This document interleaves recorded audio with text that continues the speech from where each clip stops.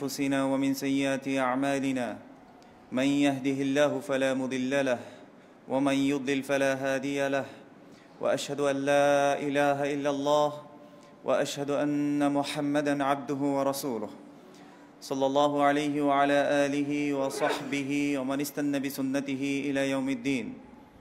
قال الله سبحانه وتعالى بعد أعوذ بالله من الشيطان الرجيم يا أيها الذين آمنوا اتقوا الله حق تقاته ولا تموتن إلا وأنتم مسلمون.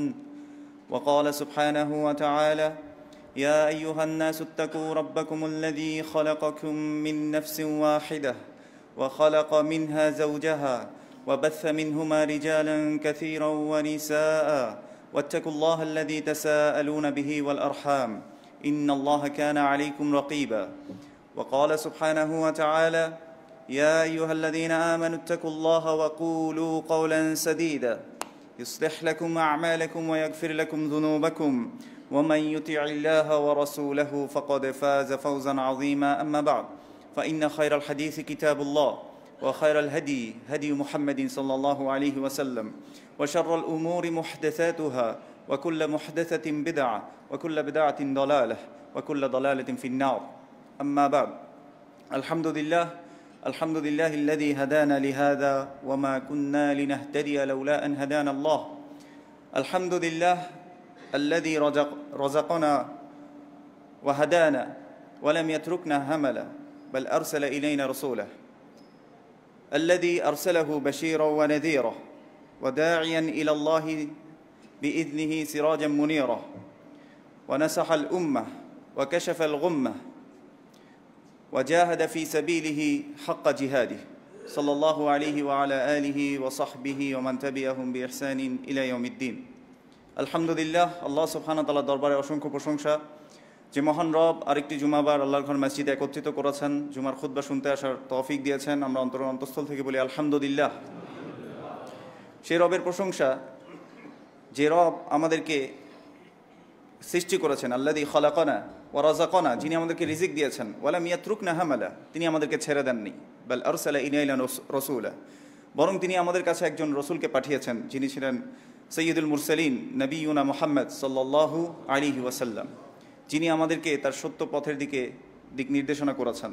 তিনি এই উম্মাকে সংশোধন করেছেন, ওয়া কাশাফাল গুম্মাহ, এবং এই উম্মা থেকে যত বিচ্যুতি আছে সেগুলোকে তিনি দূর করেছেন।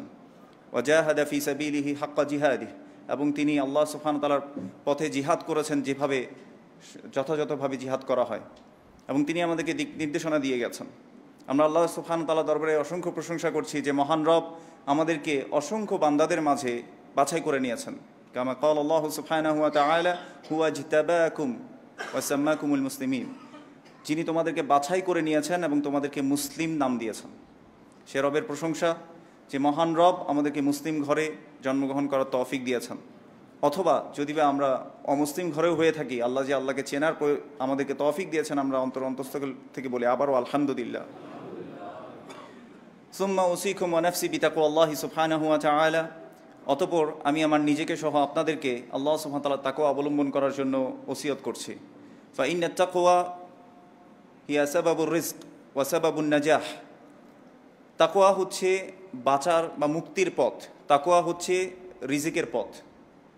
কামা ক্বাল আল্লাহু সুবহানাহু ওয়া তাআলা ওয়া মান ইয়াত্তাকিল্লাহা ইয়াজআল লাহু মাখরাজা ওয়া ইয়ারযুকহু মিন হাইথু লা ইয়াহতাসিব, যে ব্যক্তি তাকওয়া অবলম্বন করবে আল্লাহ সুবহানাহু ওয়া তাআলা আপাত দৃষ্টিতে যেখানে পথ বন্ধ সেখানে তার জন্য একটা পথ করে দেবেন, এবং তাকে এমন জায়গা থেকে রিজিক দিবেন যা সে কখনো কল্পনাই করেনি। মাওদুউল ইয়াউম আর রিজক ওয়া তাওয়াক্কুল, আজকে আমার আলোচনার বিষয় হচ্ছে রিজক এবং তাওয়াক্কুল। আমরা একটা আয়াত সবাই মুখস্থ জানি, আমি যদি প্রথম অংশ বলি আপনি দ্বিতীয় অংশ দ্বিতীয়বার কোনো চিন্তা করা ছাড়াই বলতে পারবেন। ওয়ামা খালাকতুল জিন্না ওয়াল ইনসা ইল্লা লিয়াবুদুন। আল্লাহ সুবহানাহু ওয়া তাআলা বলছেন সূরা যারিয়াতের মধ্যে, আমি মানুষ এবং জিনকে শুধুমাত্র আমার ইবাদতের জন্য সৃষ্টি করেছি। এই আয়াতের পরবর্তী অংশ কি আমরা কখনো ভেবে দেখেছি? আল্লাহ সুবহানাহু ওয়া তাআলা বলেছেন মা উরিদু মিনহুম মির রিজকিন ওয়ালা ইউতিঈমুন, মা ইউরিদু মিনহুম মির রিজকিন ওয়া মা উরিদু আইয়ুতিঈমুন, আমি তাদের কাছ থেকে কোনো রিজিক চাই না এবং এটাও চাই না যে তারা আমাকে খাওয়াক। আল্লাহ এটা বলে দিয়েছেন। এই আয়াতের পরবর্তী অংশে, এবং আল্লাহ সুবহানাহু ওয়া তাআলা শেষে গিয়ে বলছেন ইন্নাল্লাহা হুয়ার রাজ্জাক যুল কুওয়াতিল মাতিন, এবং আল্লাহই হচ্ছে রাজ্জাক, যিনি রিজিক দেন এবং তার কাছে আছে, এবং তিনি হচ্ছেন প্রবল শক্তিধর পরাক্রমশালী। খেয়াল করে দেখেন, আজকে আমরা অধিকাংশ মানুষ এই দুনিয়ার জীবনে কেন আসলাম সেটাও আমরা কখনো চিন্তা করি না, আবার কি করছি এটাও চিন্তা করি না, কেন চলে যাচ্ছি সেটাও আমরা চিন্তা করি না, এবং আল্লাহর পরিচয় আমরা জানতে চাই না। অধিকাংশ মানুষ দেখবেন রিজিকের জন্য এক এক জায়গায় ঘুরে ফিরে। কেউ যায় কোনো বুজুর্গের কাছে রিজিকের জন্য, কেউ যাও পানি পড়ার কাছে, কেউ যাও তাবিজ নিয়াতে ব্যস্ত, যে কোনোভাবে সে তার রিস্ককে কি করবে, বাড়াবে। এই রিস্কের পিছনে ছুটতে ছুটতে মানুষ আল্লাহর ইবাদতের কথা ভুলে যায়। অথচ মানুষকে কেন সৃষ্টি করা হয়েছিল? তার আল্লাহ সুবহানাহু ওয়া তাআলা ইবাদতের জন্য। ইবাদত কি আসলে? ইবাদত কি শুধুমাত্র মসজিদে এসে আপনি বসে থাকবেন, সলাতের মধ্যেই সারাদিন থাকবেন, সারা রাত তাহাজ্জুদ গুজার হয়ে না ঘুমিয়ে থাকবেন, এটাই কি ইবাদত? শেখুল ইসলাম ইবনে তাইমিয়া রাহিমাহুল্লাহ তিনি বলেছেন, ইবাদাতুন হিয়া ইসমুন জামি' লিকুল্লি মা ইউহিব্বুহুল্লাহু ওয়া ইয়ারদা মিনাল আকওয়াল ওয়াল আফআল আয-যাহিরাতি ওয়াল বাতিনা। ইবাদত হচ্ছে সেই সমস্ত বিষয় যেগুলো আল্লাহ ভালোবাসেন আর যেখানে আল্লাহ সুবহানাহু ওয়া তাআলা পছন্দ করেন, যে কাজগুলো আল্লাহ পছন্দ করেন আর যা ভালোবাসেন আল্লাহ সুবহানাহু ওয়া তাআলা, সেই সমস্ত কাজই হচ্ছে কি, ইবাদত। এবার আল্লাহর আদেশ মতো আপনি যে কোনো কাজই করেন না কেন, সেটা যদি আল্লাহ পছন্দ করার মধ্যে হয়ে থাকে, আল্লাহর ভালোবাসার কাজগুলোর মধ্যে হয়ে থাকে, তাহলে সেটাই কি হয়ে যাবে, ইবাদত হয়ে যাবে। এটা হতে পারে মিনাল আকওয়াল, কথার মাধ্যমে, বলে আফআল, কাজের মাধ্যমে, আয-যাহিরা হতে পারে প্রকাশ্য, আল বাতিনা হতে পারে সেটা অন্তর্নিহিত বা গোপন, যেটা প্রকাশ্য নয়, এরকম বিষয়গুলো হতে পারে। দেখেন, আল্লাহ সুবহানাহু ওয়া তাআলা আমাদেরকে সৃষ্টি করেছে ইবাদতের জন্য। আল্লাহর কিছু সুন্নাহ আছে। মনে করেন কেউ কাজকর্ম করলো না, সে বলল যে আল্লাহই তো রিজিক দাতা, আল্লাহ আমাকে মসজিদে খাবার পাঠিয়ে দেবেন। সে মসজিদে সুবহানাল্লাহ, আলহামদুলিল্লাহ, ওয়ালা ইলাহা ইল্লাল্লাহ, আল্লাহু আকবার বলছে, রিজিক কি তার কাছে চলে আসবে? একজন ব্যক্তি বিয়েই করেনি, সে মসজিদে বসে বসে দোয়া করছে, আল্লাহ তুমি আমাকে একটা ফুটফুটে সুন্দর সৎকর্মশীল সন্তান দান করো। বলেন তো এটা কি আল্লাহর সুন্নাহর মধ্যে আছে? হ্যাঁ, আল্লাহ সুবহানাহু ওয়া তাআলা ব্যতিক্রম করেছেন, আদম আলাইহিস সালামকে সৃষ্টি করেছেন মা বাবা ছাড়া। আল্লাহ সুবহানাহু ওয়া তাআলা মারিয়াম আলাইহিস সালামের গর্ভে ঈসা আলাইহিস সালামকে দিয়েছিলেন পিতা ছাড়া। কিন্তু এটা কি সবার জন্যই? না, আল্লাহর কিছু সুন্নাহ পদ্ধতি আছে। আজকে আমরা সেই বিষয়গুলো নিয়ে আলোচনা করবো ইনশাআল্লাহ। ওয়া মা তাওফীক ইল্লা বিল্লাহ। তাহলে এই আয়াত থেকে আমি যে আপনাদেরকে সূরা যারিয়াতের 55 থেকে 58 নম্বর আয়াত যেটা বলেছি, ইন্নাল্লাহা হুয়ার রাজ্জাক যুল কুওয়াতিল মাতিন, আল্লাহই হচ্ছে রাজ্জাক এবং তিনি হচ্ছেন পরাক্রমশালী, তিনি হচ্ছেন প্রবল শক্তিধর। এই যে আল্লাহ সুবহানাহু ওয়া তাআলা যে রাজ্জাক, এটা তার একটা নাম। অধিকাংশ ক্ষেত্রে মানুষ, ওই যে আপনাদেরকে আমাদের গত সপ্তাহের আলোচনার বিষয় কি ছিল বলেন তো, ওয়া মা ইউমিনু আকসারুহুম বিল্লাহি ইল্লা ওয়া হুম মুশরিকুন। অধিকাংশ মানুষ ঈমান আনা সত্ত্বেও তারা কি, মুশরিক, কারণ তারা আল্লাহকে চিনতে পারেনি। আল্লাহকে সেটা চিনতে পারেনি, মানুষ তার ধারণা দিয়ে আল্লাহকে চিনতে চায়। অথচ আল্লাহ সুবহানাহু ওয়া তাআলা তার পরিচয় কোথায় দিয়েছেন বলেন তো? কুরআনুল কারীমের মধ্যে। আল্লাহ সুবহানাহু ওয়া তাআলা তার পরিচয় দিয়েছেন রাসূলুল্লাহ সাল্লাল্লাহু আলাইহি ওয়াসাল্লামের মাধ্যমে। কিন্তু আসলেই কি আমরা আল্লাহ সুবহানাহু ওয়া তাআলা সম্পর্কে জানতে চাই? রাজ্জাক কে? কোনো পানি পড়া? রাজ্জাক কে? কোনো তাবিজ? রাজ্জাক কে? কোনো বুজুর্গ? নাকি রাজ্জাক হচ্ছে আল্লাহ সুবহানাহু ওয়া তাআলা? রিজিকদাতা কে? আল্লাহ। এটা আজকে আমরা আমাদের মাথায় বসিয়ে নিয়ে যাব। আজকে বাসায় যাব যে একমাত্র রিজিকদাতা। দেখেন, রিজিক মানে শুধুমাত্র টাকা পয়সা, খাবার দাবার এগুলো নয়। রিজিক মানে আপনার সুস্থতাও, রিজিক আপনার দৃষ্টিশক্তি, রিজিক আপনার সন্তান সন্ততি, রিজিক এই যে সুস্থভাবে এখানে বসে আছেন, এটাও আপনার রিজিক। জীবনে যতগুলো নিয়ামত আমি আপনি উপভোগ করি, সেগুলো সবগুলোই রিজিক, সেগুলো রিজিকের অন্তর্ভুক্ত। ওয়ালিহাদা ক্বালা আলাইহিস সালাতু ওয়াসসালাম, এজন্য রাসূলুল্লাহ সাল্লাল্লাহু আলাইহি সাল্লাম বলেছেন, নি'মাতানি মাকবুনুন ফীহিমা কাসীরুম মিনান নাস। দুটো নিয়ামত এমন আছে যে দুটো নিয়ামতের ব্যাপারে অধিকাংশ মানুষ ধোঁকার মধ্যে পড়ে আছে। কি কি বলেন তো? প্রথমটা হচ্ছে আস-সিহহা ওয়াল ফারাগ, একটা হচ্ছে অবসর সময়। এই যে অবসর সময় পাওয়া, এটাও আপনার জীবনের কি একটা রিজিক, একটা নিয়ামত। এবং দ্বিতীয় হচ্ছে আস-সিহহা ওয়াল ফারাগ, একটা সুস্থতা, আর একটা হচ্ছে অবসর সময়। এই সুস্থতাকেও আমরা নিয়ামত হিসেবে গ্রহণ করি না। যারা অসুস্থ তারা বলতে পারেন। এখানে অনেকের চোখে চশমা লেগেছে, তাই না? আপনার চোখের থেকে যদি চশমাটা একটু সরিয়ে দেওয়া হয়, খারাপ লাগে কি লাগে না? অথবা যারা পড়তে পারেন না বা দেখতে একটু সমস্যা হয়, ওই টাইমটাতে যদি চশমা সরিয়ে দেওয়া হয়, আপনার ভালো লাগে না খারাপ লাগে? অবশ্যই খারাপ লাগবে। তাহলে এই যে চোখ যে আমার নিয়ামত, আমার কথা বলা আমার নিয়ামত, এটা আল্লাহ বলছেন। আল্লাহ বলছে ওয়াজআলা লাকুমুস সামআ ওয়াল আবসারা ওয়াল আফইদাহ ক্বালিলাম মা তাশকুরুন। আমি তোমাদেরকে দিয়েছি দৃষ্টিশক্তি, শ্রবণ শক্তি, অন্তঃকরণ, আন্ডারস্ট্যান্ডিং এবিলিটি, তোমাদেরকে বোধগম্যতা আমি দিয়েছি। ক্বালিলাম মা তাশকুরুন, তোমাদের অল্পই কৃতজ্ঞতা স্বীকার করে। এই কৃতজ্ঞতা হতে পারে আপনি আলহামদুলিল্লাহ বললেন ভার্বালি, অথবা যেই নিয়ামত আপনি পেয়েছেন সেই নিয়ামতকে আল্লাহর ইবাদতে কাজে লাগানোর মাধ্যমে আপনি শুকরিয়া আদায় করতে পারেন। আল্লাহ আমাদেরকে বোঝার তৌফিক দান করুন। আমি আজকে কয়েকটা বিষয় নিয়ে আলোচনা করব, মানে আমাদের রিজিক নিয়ে। প্রথম কথা, রিজিক নির্ধারিত। আপনি আমাদের তাকদীরের যে বিষয়বস্তু, ইমানের একটা গুরুত্বপূর্ণ অংশ হচ্ছে ইমান বিল কদর, আন তুমিনা বিল কদরি খাইরিহি ওয়া শাররিহি। আল্লাহ রসুল সাল্লাল্লাহু আলাইহি সাল্লাম জিবরিল আলাইহিস সালাম যখন জিজ্ঞেস করছিল যে ঈমান কি জিনিস, তখন তিনি 6টা জিনিসের বিষয় বলেছেন, যে ঈমান 6টা বিষয়ের সমষ্টি। তার মধ্যে লাস্টের যে বিষয়টা তুমিনা বিল কদর, কদরের প্রতি কি করা, ঈমান আনা। কদর মানে আল্লাহ যা নির্ধারণ করেছেন। ক্বাবলা 50,000 সানা, 50 বছর পূর্বে আল্লাহ সুবহানাহু ওয়া তাআলা সকল কিছু কি করেছেন, সৃষ্টির 50,000 বছর পূর্বে আল্লাহ কি করেছেন, লিপিবদ্ধ করেছেন। এইটা আমাদেরকে কি করতে হবে, বিশ্বাস করতে হবে যে লিপিবদ্ধ হয়ে গেছে। আল্লাহ বলছেন সূরা কমারের মধ্যে, ইন্না কুল্লা শাইইন খালাকনাহু বিকদর, আমি প্রত্যেকটা জিনিস নির্ধারিত পরিমাপে সৃষ্টি করেছি। অর্থাৎ প্রত্যেকটা জিনিস কি নির্ধারিত। আমি একটা ঘটনা বলবো, যে নির্ধারিতর একটা ঘটনা। শেখ সুলাইমান আর রোহাইলি, ওনাকে অনেকে আপনারা চিনেন, উনি একটা ঘটনা বর্ণনা করেছিলেন যে রিজিক যে নির্ধারিত, যার যতটুক তাকদীরে রিজিক আছে সেটা তার কাছে অবশ্যই পৌঁছাবে, এটা পৌঁছানো ছাড়া বাকি থাকবে না।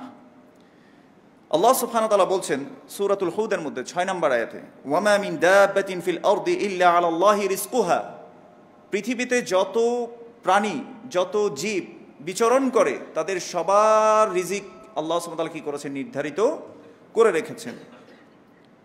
ওয়া ইয়ালামু মুস্তাকাররাহা ওয়া মুস্তাওদাআহা কুল্লুন ফি কিতাবিম মুবিন, এবং আল্লাহ সুবহানাহু ওয়া তাআলা তিনি সেসবের স্থায়ী এবং অস্থায়ী অবস্থিতি সম্পর্কে অবহিত। তিনি সবকিছু সুস্পষ্ট, এবং তিনি বলেছেন এগুলো সবকিছু সুস্পষ্ট কিতাবে আছে। অর্থাৎ আল্লাহ যে লিখে রেখেছেন সেই কিতাবের মধ্যে এগুলো নির্ধারিত আছে। এই আয়াত থেকেও বোঝা গেল প্রত্যেকটা জীব, পৃথিবীতে যত বিচরণকারী প্রাণী আছে, জীব আছে, সবার রিজিক কার কাছে বলেন তো, আলাল্লাহি রিজকুহা, আল্লাহর কাছে। আল্লাহ এদের রিজিক নির্ধারিত করে রেখেছেন। আটলান্টিক মহাসাগরে একেবারে যেখানে কিছু জায়গা আছে যে পানির প্রেসারে ওখানে আর নিচে যাওয়া যায় না, ওই জায়গায় কিছু প্রাণী আছে কিনা নাই, বিজ্ঞানীরা জানে যে ওখানে কিছু প্রাণীরা আছে। মানুষ হয়তো যেতে পারে না, কোনো ডিভাইস পাঠিয়ে তারা এটা দেখে, অথবা কোনো ক্যামেরা পাঠিয়ে দেখে। ওদেরও রিস্ক কে দেন? আল্লাহ। আমাজনের গহীন জঙ্গলে ছোট ছোট পোকামাকড়, এদের রিজিকও কে দেন? আল্লাহ। তাহলে আমাকে আপনাকে বুঝতে হবে রিজিক দাতা কে? একমাত্র আল্লাহ সুবহানাহু ওয়া তাআলা। আল্লাহর একটা নাম কি? আর রাজ্জাক। এটা আজকে আমরা বাসায় নিয়ে যাব ইনশাআল্লাহ। একটা হাদিসে রাসূলুল্লাহ সাল্লাল্লাহু আলাইহি ওয়াসাল্লাম বলছেন, রিজিক যে নির্ধারিত, এটা মায়ের গর্ভে যখন একজন ব্যক্তি থাকে তখন থেকে নির্ধারিত হয়েছে। রাসূলুল্লাহ সাল্লাল্লাহু আলাইহি ওয়াসাল্লাম বলেছেন, ইয়াবাতুল্লাহু মালাকান ফায়ুমারু বিআরবাইন, যখন মায়ের পেটে সন্তান থাকে আল্লাহ সুবহানাহু ওয়া তাআলা একজন মালায়েকাকে পাঠিয়ে 4টা বিষয়ের নির্দেশ দিয়ে দেন। একটা আমরা দেখলাম যে আল্লাহ সুবহানাহু ওয়া তাআলা সৃষ্টির আগে লিখে রেখেছেন, এরপরে সবার রিজিক নির্ধারিত। এখন দেখছি আবার আল্লাহ সুবহানাহু ওয়া তাআলা কি করছেন, এগুলো কিন্তু কন্ট্রাডিক্টরি না, এটা আমরা বলতে পারি যে একটা সহায়ক। আল্লাহ তো লিখে রেখেছেন, এরপর মালায়েকাকে পাঠিয়ে নির্দেশ দিচ্ছেন যে সে তার 4টা বিষয়ে তাকে নির্দেশ দেওয়া হয়। প্রথমটা কি? বিরিজকিহি, তার কতটুকু রিজিক সে পাবে এই দুনিয়ার জীবনে, আল্লাহ সুবহানাহু ওয়া তাআলা এটা মায়ের গর্ভে থাকতে কি করে দিয়েছেন, নির্দেশ দিয়ে দিয়েছেন, লিখে দিয়েছেন। ওয়া আজালিহি, সে কতদিন বাঁচবে, তার সময়কাল কতটুক, আল্লাহ সুবহানাহু ওয়া তাআলা এই জিনিসটাও তার জন্য আদেশ করে ওই মালায়েকাকে পাঠিয়ে দিয়েছেন। ওয়া শাকিয়ুন আও সাঈদুন, সে কি দুঃখে জীবনযাপন করবে নাকি সে সুখী হবে, এই 3 এবং 4 নম্বর জিনিসটাও আল্লাহ সুবহানাহু ওয়া তাআলা মালায়েকাকে আদেশ করে পাঠিয়ে দেন। এবার আমরা দেখব আল্লাহ সুবহানাহু ওয়া তাআলা এই সৃষ্টি জগতের মধ্যে কাউকে কাউকে রিজিক বাড়িয়ে দিয়েছেন, কাউকে কাউকে রিজিক একটু কম দিয়েছেন। এটা কেন? এটা হচ্ছে আল্লাহর রিজিক বন্টন পদ্ধতি।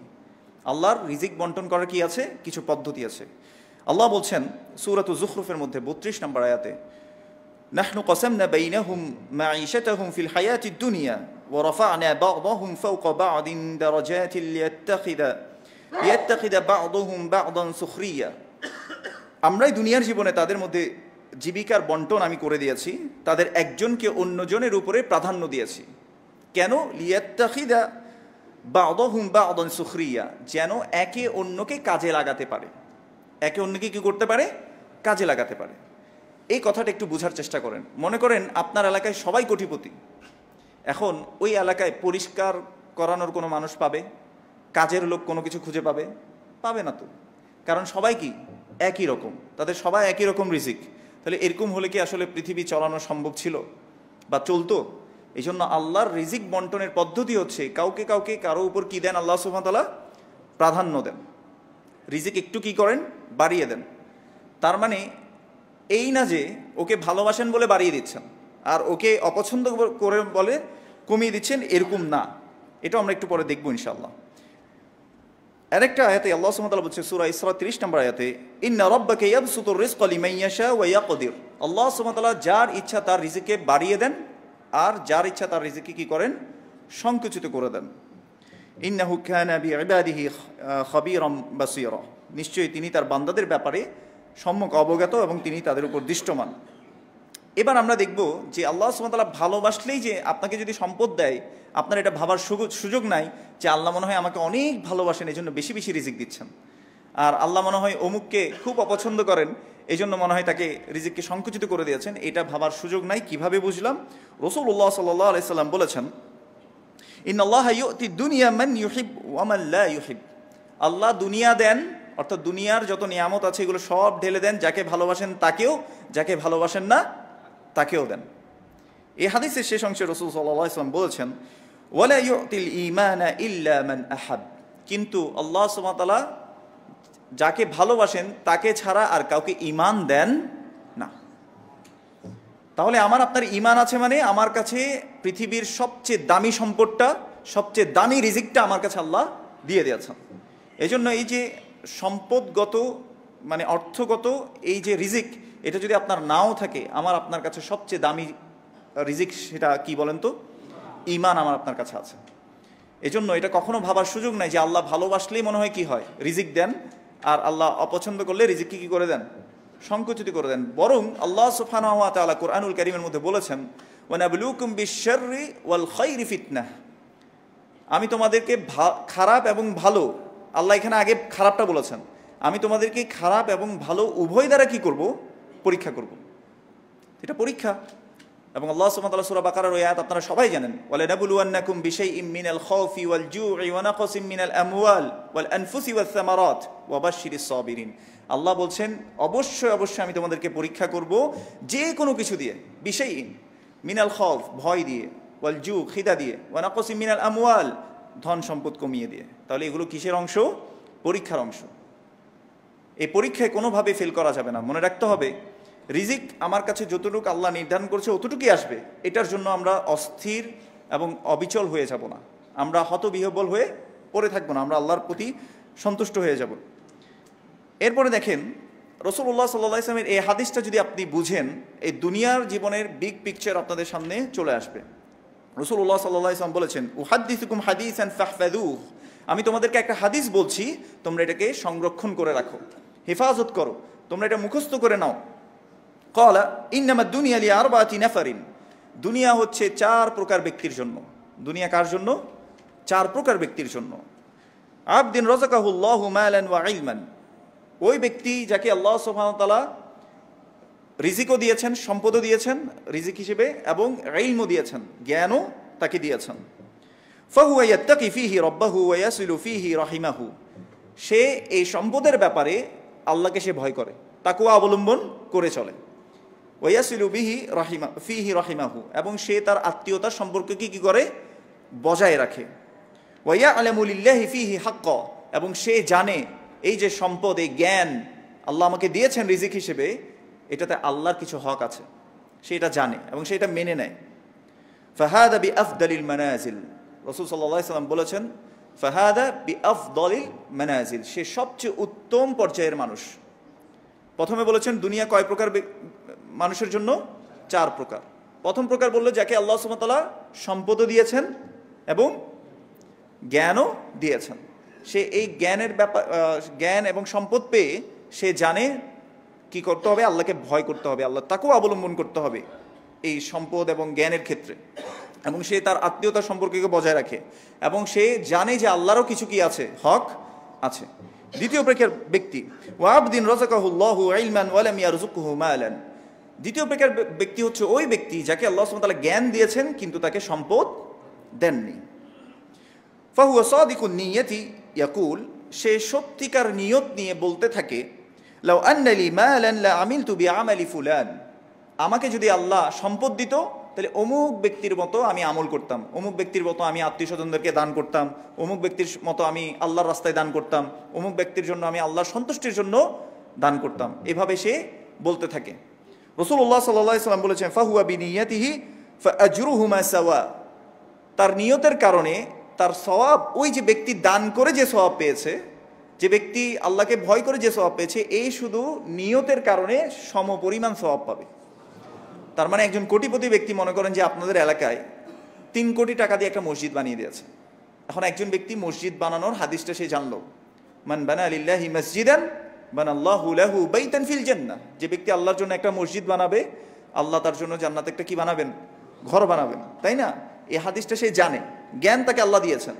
এখন সে মনে মনে চিন্তা করছে, আমারও যদি 3 কোটি টাকা থাকতো আমিও কি করতাম, ওই ব্যক্তির মতো দান করতাম।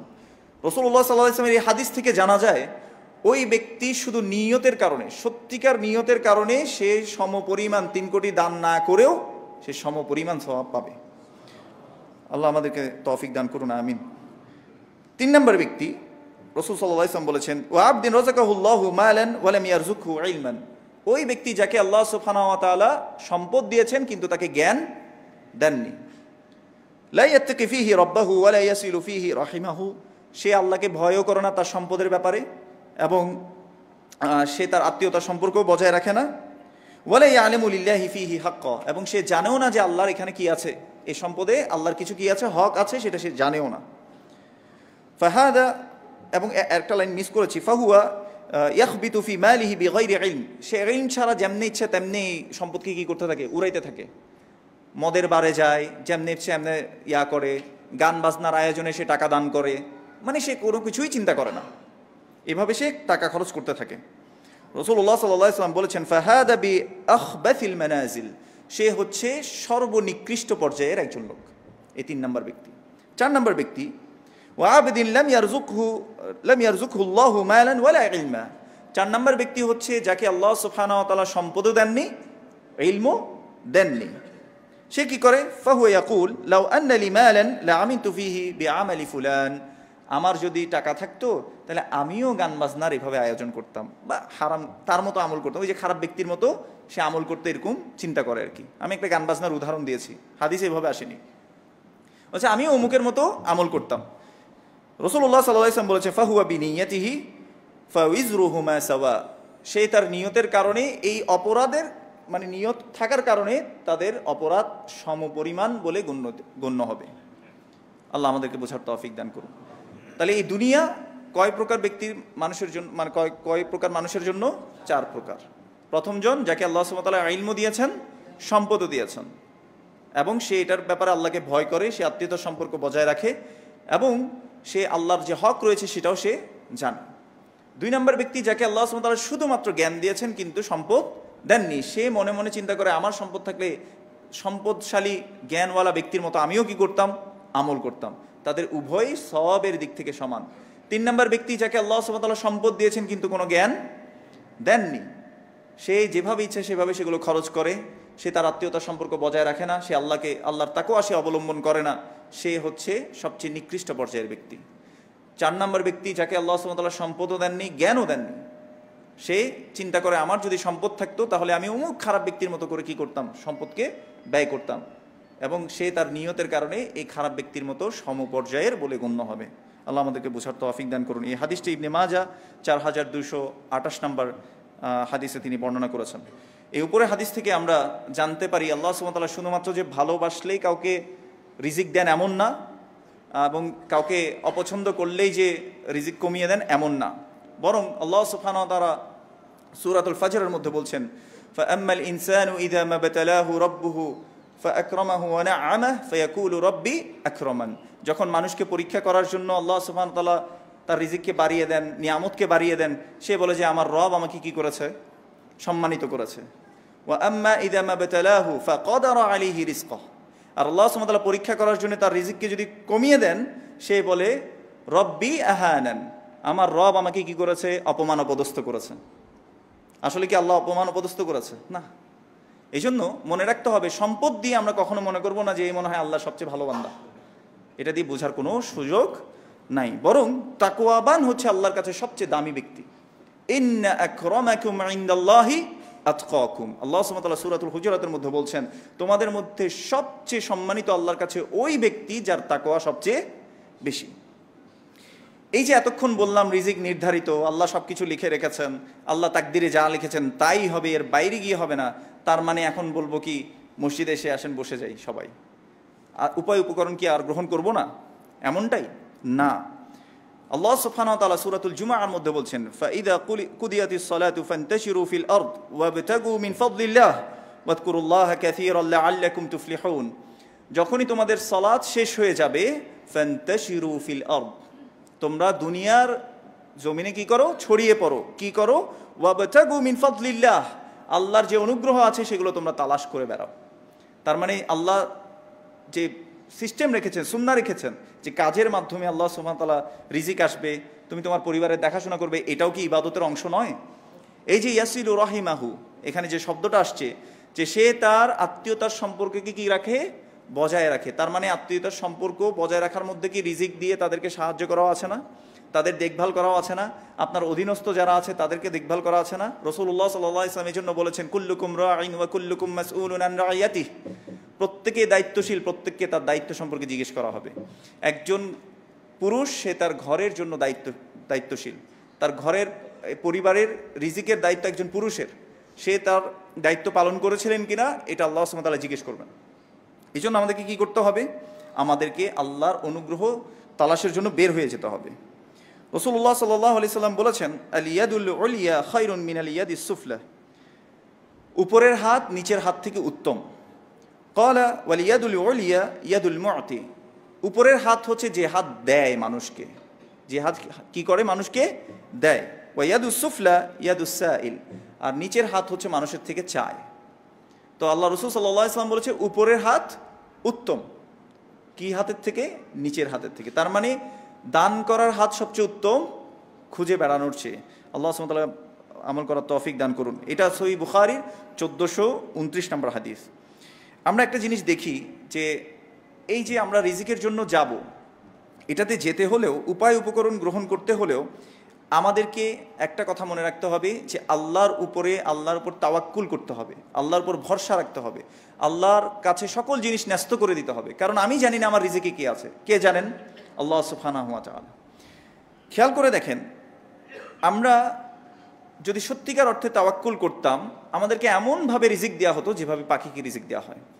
ওমর ইবনুল খাত্তাব রাদিয়াল্লাহু তাআলা আনহু ইয়াকুল, ওমর ইবনুল খাত্তাব রাদিয়াল্লাহু তাআলা আনহু তিনি বলছেন, ইন্নাহু সামিআন নবী সাল্লাল্লাহু আলাইহি ওয়াসাল্লাম, তিনি রাসূল সাল্লাল্লাহু আলাইহি ওয়াসাল্লামকে বলতে শুনেছেন, ইয়াকুল লাউ আন্নাকুম তাওয়াক্কালুনা আলাল্লাহি হাক্কা তাওয়াক্কুলি, যদি তোমরা সত্যিকার অর্থে আল্লাহর উপরে তাওয়াক্কুল করতে পারতে, লা রাযাকাকুম কামা ইয়ারযুকুত তায়র, তোমাদেরকে সেভাবেই রিজিক দেওয়া হতো যেভাবে পাখিদেরকে কি করা হয়? রিজিক দেওয়া হয়। এভাবে তোমাদেরকে রিজিক দেওয়া হতো। আমি হাদিসটা আবার বলছি, লাউ আন্নাকুম তাওয়াক্কালুন, যদি তোমরা সত্যিকার অর্থে তাওয়াক্কুল করতে, আলাল্লাহি হাক্কা তাওয়াক্কুলিহি, যেভাবে আল্লাহর হক রয়েছে সেভাবেই যদি তোমরা তাওয়াক্কুল করতে পারতে, লা রাযাকাকুম কামা ইয়ারযুকুত তায়র, তোমাদেরকে সেভাবেই রিজিক দেওয়া হতো যেভাবে পাখিদেরকে রিজিক দেওয়া হয়। এই হাদিস কিন্তু এখানে শেষ হয়নি। মানে তাওয়াক্কুল যে শুধুমাত্র সাবাব না রিজিক পাওয়ার, এটা কিন্তু এই হাদিসের অংশ না। এই হাদিস শেষ হয়েছে এভাবে, তাগদু খিমাসান ওয়া তারুহু বিতানান, তারা খালি পেটে ঘর থেকে বেরিয়ে যায়, ভরা পেটে ঘরে ফিরে আসে। তাইলে রিজিকের জন্য তারা কি করছিল বলেন তো? ঘর থেকে বের হয়েছিল, তারপরে তারা ভরা পেটে ফিরে এসছে, তাওয়াক্কুল করেছে আল্লাহ সুবহানাহু ওয়া তাআলার উপরে। আল্লাহ এই জন্য তাদেরকে রিজিক দিয়েছেন। অথচ আমি আপনি এখন তাওয়াক্কুলের নতুন সংজ্ঞা দিয়েছি, আমরা কাজ না করে আল্লাহর কাছে তাওয়াক্কুল করি। বলেন তো এই তাওয়াক্কুল আসলেই তাওয়াক্কুল কিনা? এটা তাওয়াক্কুল না। আল্লাহ আমাদেরকে বোঝার তৌফিক দান করুন। এজন্য আমাদেরকে অবশ্যই মনে রাখতে হবে তাওয়াক্কুলও করব। যেমন সূরা তালাকের যে আয়াতটা আজকে আমি আপনাদেরকে বলেছি তাকওয়ার ক্ষেত্রে, দেখেন তাকওয়া এবং তাওয়াক্কুল এটা ওতপ্রোতভাবে জড়িত। আল্লাহ সুবহানাহু ওয়া তাআলা সূরা তালাকের এই 6 নম্বর আয়াত সম্ভবত সূরা তালাকের প্রথম দিকে আপনারা পাবেন, ওয়া মান ইয়াত্তাকিল্লাহা ইয়াজআল লাহু মাখরাজা, যে ব্যক্তি আল্লাহর তাকওয়া অবলম্বন করবে আল্লাহ সুবহানাহু ওয়া তাআলা তার জন্য একটা পথ উন্মুক্ত করে দিবেন যেখানে আপাত দৃষ্টিতে পথ কি বন্ধ। ওয়া ইয়ারযুকহু মিন হাইথু লা ইয়াহতাসিব, তাকে এমন জায়গা থেকে রিজিক দিবেন যা সে কখনো কল্পনাই করেনি। মূসা আলাইহিস সালাম একটা মানুষকে থাপ্পড় দেওয়ার পরে, ওই যে মারা গেছে না থাপ্পড় বা ঘুষি দেওয়ার পরে, ওই যে ফেরাউন যখন তার পিছনে মানুষ পাঠালেন যে ধরে আনো ওকে, উনি পালিয়ে গেলেন ওনার গ্রাম ছেড়ে। বসে আছে, খাবার নাই, চাকরি নাই, কোনো কিছু নাই, বসে আছেন। দেখছেন দুইজন যুবতী মহিলা আসছেন, পানি নিতে পারছেন না মানুষের জন্য, উনি এমনিই সাহায্য করতে গেলেন। সাহায্য করে এসে আল্লাহর কাছে দোয়া করছেন। এই দোয়ার পরপরই আল্লাহ সুবহানাহু ওয়া তাআলা, তিনি যুবক, তার কোনো বিয়ে হয়নি, আল্লাহ বিয়ের ব্যবস্থাও করে দিলেন, রিজিকের ব্যবস্থাও করে দিয়েছেন। ওই যে তার শ্বশুর যিনি ছিলেন উনি বলেছেন কি এত বছর আমার কাছে কাজ করতে হবে, তাহলে কাজের ব্যবস্থা হলো, রিজিকের ব্যবস্থাও হলো, বইয়ের ব্যবস্থাও আল্লাহ করে দিয়েছেন। ওয়া মান ইয়াত্তাকিল্লাহা ইয়াজআল লাহু মাখরাজা, আল্লাহ তাকে একটা উত্তরণের পথ করে দিবেন। ওয়া ইয়ারযুকহু মিন হাইথু লা ইয়াহতাসিব, এমন জায়গা থেকে তাকে রিজিক দিবেন যা সে কখনো কল্পনাই করেনি। এই মূসা আলাইহিস সালামকে আল্লাহ সুবহানাহু ওয়া তাআলা এমনভাবে সাহায্য করেছিলেন যে সাগরের মাঝখানে পথ করে দিয়েছিলেন। তিনি হচ্ছেন সেই মূসা আলাইহিস সালাম। তো সে আল্লাহ কি পরিবর্তন হয়ে গেছে? সে আল্লাহ এখনো আছে। আমরা আল্লাহকে আল্লাহর মতো করে চিনিনি, আল্লাহকে আল্লাহর মতো করে আমরা ডাকি না। আল্লাহ যে হুয়া রাজ্জাক যুল কুওয়াতিল মাতিন, তিনিই যে একমাত্র রিজিক দাতা, তার কাছে আছে ধনভাণ্ডার। ইয়ারযুকু মান ইয়াশা, তিনি যাকে ইচ্ছা তাকে রিজিক দেন। তার কাছে আমরা কেন যাই না? এই জন্য আসেন আমরা আসবাবগুলো গ্রহণ করার চেষ্টা করি। এবং খেয়াল করে দেখেন সহিহ মুসলিমের হাদিসে রাসূলুল্লাহ সাল্লাল্লাহু আলাইহি ওয়াসাল্লাম বলেছেন, মুসলিম কখনো হাত গুটিয়ে বসে থাকবে না, সে কোনো না কোনো কাজ করবে। দেখেন ব্যাংকে চাকরি করা, কনভেনশনাল ব্যাংক, সুদী ব্যাংক, চাকরি করা হারাম, এটা ফতোয়া দেওয়ার জন্য কোনো ফতোয়া বোর্ডের মুফতিকে দরকার আছে? হ্যাঁ, আল্লাহ সুবহানাহু ওয়া তাআলা বলেছেন, ইয়া আইয়ুহাল্লাযীনা আমানু, হে যারা ঈমান এনেছো, ওয়াযারু মা বাকিয়া মিনার রিবা, যত সুদের অংশ আছে তোমরা সেগুলো সব ছেড়ে দাও, ইন কুনতুম মুমিনিন, যদি তোমরা মুমিন হয়ে থাকো। আর যদি তোমরা না করো তাহলে কি করো? ফাযানু বিহারবিন মিনাল্লাহি ওয়া রাসূলিহি, তোমরা আল্লাহ এবং তার রাসূলের বিরুদ্ধে যুদ্ধ ঘোষণা করো। তো এই ব্যাপারে ফতোয়া দেওয়ার জন্য কারো দরকার আছে বলেন তো? সুদ যে হারাম। কিন্তু দেখেন একজন ব্যাংকের ম্যানেজারকে আমরা যতটা সম্মান করি, একজন রিকশাওয়ালা আমার দিনদার ভাই, আল্লাহওয়ালা ভাই, ওকে আমরা ওভাবে সম্মান করি কিনা? এটা আপনারা নিজেদেরকে উত্তর দিলে পেয়ে যাবেন। তো আমরা সামাজিকভাবে এটাকে কি করে ফেলেছি? কাজ দ্বারা আমরা মানুষকে বিচার করি, কিন্তু আল্লাহ কাজ দ্বারা কি করেন না? মানুষকে বিচার করেন না। দাউদ আলাইহিস সালামের কাজ কি ছিলেন বলেন তো? লোহা দিয়ে জিনিসপত্র বানানো। আমাদের সমাজে এটাকে কি বলে? কামার বলি। তাহলে এই যে কামার, মনে তো খুব সম্মানিত পেশা মনে হয় আপনার। রাসূল সাল্লাল্লাহু আলাইহি ওয়াসাল্লাম নবুয়তের আগে কি করতেন? ছাগল চড়াতেন। কি বলা হয়? রাখাল বলা হয়। খুব সম্মানিত পেশা। তাহলে পেশা দিয়ে কখনো মানুষের বিচার হয় না। ইন্না আকরামাকুম ইনদাল্লাহি আতকাকুম, আল্লাহর কাছে সবচেয়ে সম্মানিত সে যার তাকওয়া সবচেয়ে বেশি। এই জন্য তাকওয়ার দিকে আমাদেরকে ফিরে আসতে হবে। এবং তাকওয়া কেন জরুরি? এই যে তাকওয়ার আয়াতটা যেটা বললাম, এরপরে আল্লাহ সুবহানাহু ওয়া তাআলা বলেছেন, ওয়া আলাল্লাহি ফালিয়াতাওয়াক্কালিল মুতাওয়াক্কিলুন, আল্লাহর উপরেই যাতে তাওয়াক্কুলকারীরা তাওয়াক্কুল করে থাকে। ওয়া মান ইয়াতাওয়াক্কাল আলাল্লাহ ফাহুয়া হাসবুহ, যে ব্যক্তি আল্লাহর উপর তাওয়াক্কুল করতে পারবে আল্লাহ তার জন্য যথেষ্ট। তাওয়াক্কুল মানে কি? ইমাম ইবনুল কাইয়িম রাহিমাহুল্লাহ বলছেন যে হুয়া আমালুল কলব, এটা শুধু ইলম না, এটা কলবের একটা আমল, একটা মানে অন্তরের একটা অবস্থা, স্টেট অফ ইউর নফস, আপনার নফসের একটা অবস্থান, যে সর্ব অবস্থায় আমি আল্লাহর উপর তাওয়াক্কুল করেছি, আমি আমার বেস্টটা দিয়ে যাব, এরপর রেজাল্টটার জন্য আমি আল্লাহর কাছে কি থাকবো? আল্লাহর কাছে সুপর্দ করে দিব আমার সকল কিছু। ওয়া উফাউইদু আমরি ইলাল্লাহ, আমি আমার সকল কিছু আল্লাহর কাছে ন্যস্ত করে দিয়েছি। এর জন্য সহিহ মুসলিমের একটা হাদিস দিয়ে আমরা তাওয়াক্কুলকে আরো সুন্দর করে বোঝার চেষ্টা করি। রাসূলুল্লাহ সাল্লাল্লাহু আলাইহি ওয়াসাল্লাম বলেছেন, আল মুমিনুল কওয়ি খায়রুন ওয়া আহাব্বু ইলাল্লাহি মিনাল মুমিনিদ দাঈফ, একজন শক্তিশালী ইমানদার আল্লাহর কাছে সবচেয়ে প্রিয় একজন দুর্বল ইমানদারের চেয়ে। ওয়া ফি কুল্লিন খায়র, কিন্তু উভয়ের মধ্যে কি আছে? কল্যাণ আছে। এখন শক্তিশালী ইমানদার বোঝার পরে এখন যুবক ভাইরা বলতেছে, ও আমাদের তো মাসেল টাসেল আছে, আলহামদুলিল্লাহ আমরা তো অনেক শক্তিশালী। না, সে শক্তিশালী না, এটা ইমানের দিক থেকে শক্তিশালী। এই শক্তিশালী ইমানদার ব্যক্তি আল্লাহর কাছে সবচেয়ে প্রিয় একজন দুর্বল ইমানদারের চেয়ে। ওয়াফি কুল্লিন খাইর, কিন্তু উভয়ের মধ্যে কল্যাণ আছে। রাসূলুল্লাহ সাল্লাল্লাহু আলাইহি ওয়াসাল্লাম বলেছেন, ইহরিস আলা মা ইয়ানফাউক, তুমি দ্রুতগামী হও যেটার মধ্যে তোমার উপকার রয়েছে, যে কাজে তোমার উপকার রয়েছে তুমি দ্রুতগামী হও। ওয়াস্তাইন বিল্লাহ, এবং আল্লাহর কাছে তোমরা সাহায্য চাইতে থাকো। ওয়ালা তাজিজ, এবং তুমি আলসেমি করবে না। তিনটা কথা বললেন। তাহলে মুসলিম কখনো কি করবে না? বসে থাকবে না, সে উপকারী কাজের প্রতি কি হবে? দ্রুতগামী হবে। 2, সে আল্লাহর সাহায্য চাইতে থাকবে, ইস্তিআনা করবে। 3 নম্বর, ওয়ালা তাজিজ, আলসেমি করবে না। সে কি করবে না? আলসেমি, অবহেলা এগুলো করবে না। ওয়া ইন আসাবাকা শাইউন, যদি তারপরেও তোমার কাছে এমন কোনো পরিস্থিতি চলে আসে যেটা মুসিবাহ, তখন তুমি বলবে না লাউ আন্নী ফাআলতু কানা কাযা ওয়া কাযা, আমি যদি এমন করতাম তাহলে এমন এমন হইতো, এটা তুমি বলবে না। ওয়ালাকিন কুল, কিন্তু তুমি বলো কদ্দারাল্লাহু ওয়া মা শাআ ফাআল, এটা আল্লাহর কদর, যা তিনি লিখে রেখেছেন সেটাই হয়েছে। ফাইন্না লাউ তাফতাহু আমাল আশ-শাইতান, কেননা যদি সত্যটা শয়তানের দরজাকে উন্মুক্ত করে দেয়। কারণ দেখবেন আপনি এই যে শয়তান দরজা উন্মুক্ত হলে সে আপনাকে হতাশ করে দেবে, যে এত ট্রাই করলাম, এত বিসিএস এর জন্য ট্রাই করলাম, হইল না, এত জবের ইন্টারভিউ দিলাম, হইল না, আল্লাহ মনে হয় আমাকে পছন্দ করে না, আল্লাহ এই পৃথিবীতে আমাকে কেন পাঠিয়েছেন, আল্লাহ ওয়াই মি, তখন আল্লাহর প্রতি সে কোশ্চেন করা শুরু করে, আল্লাহর প্রতি সে হতাশ হয়ে যায়। এটাই তো শয়তান চায়। অথচ আল্লাহ বলছেন যে ব্যক্তি তাকওয়া অবলম্বন করবে তাকে আল্লাহ কি করবেন বলেন তো?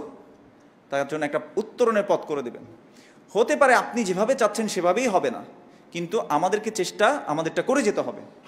যদি মুসিবত আসে আল্লাহর উপর, তারপরও আমরা কি থাকবো? সন্তুষ্ট থাকবো। এটাই হচ্ছে তাওয়াক্কুল।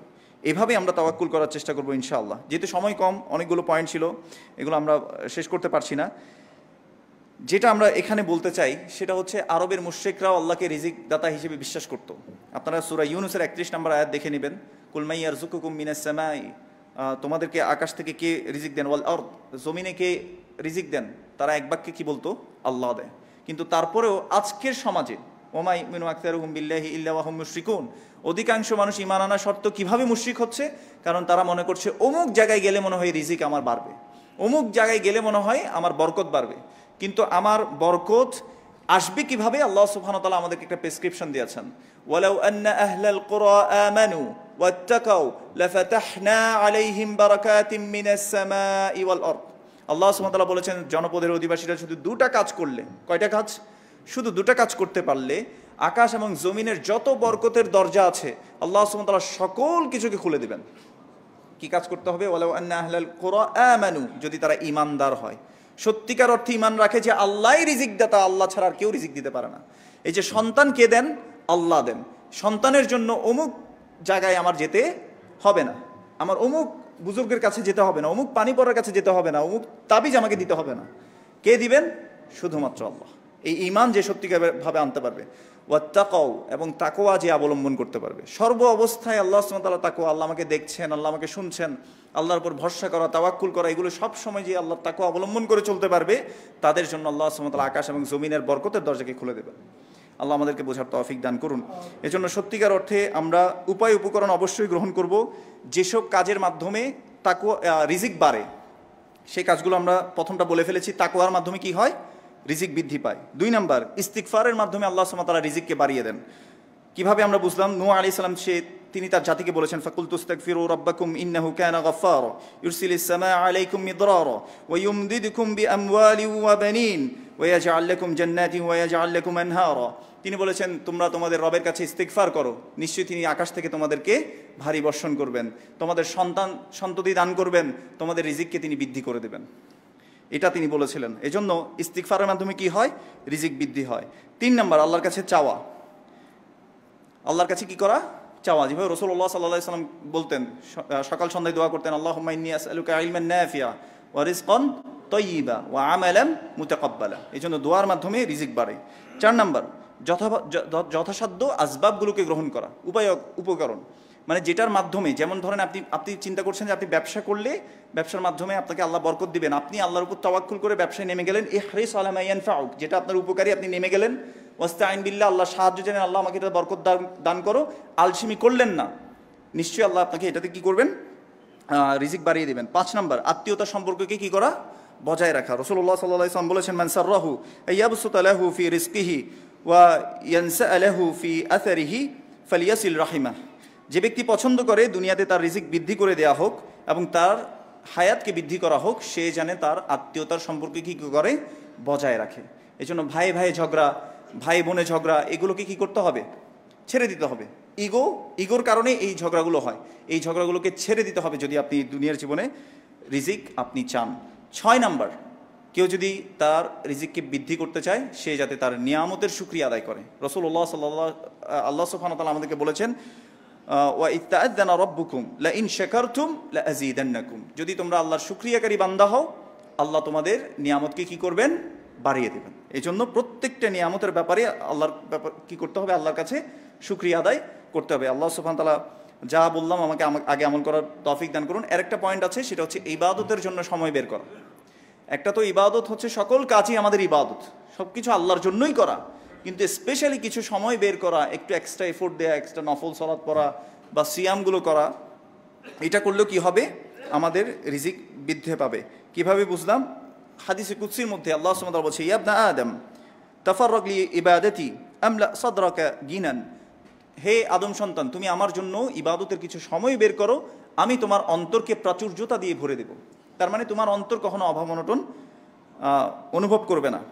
ওয়া আসুদ্দা ফাকরাক, এবং তোমার যে অভাব অনটন এটাকে আমি দূর করে দেব। ওয়া ইল্লা তাফআল, যদি তুমি সেটা না করো, মালাতু ইয়াদাইকা শুগলান, তোমার হাতকে আমি ব্যস্ততা দিয়ে পূর্ণ করে দেব। মানে এদিকে করলে এদিকে হয় না, সারাদিন দৌড়ায় কিন্তু কোনো বরকত নাই। এবং ওয়ালাম আসুদ্দা ফাকরাক, এবং আমি তোমার গরিবীকে, অভাব অনটনকে মিটাবো না। এই হাদিস থেকেও আমরা বুঝতে পারলাম কি করতে হবে আমাদেরকে।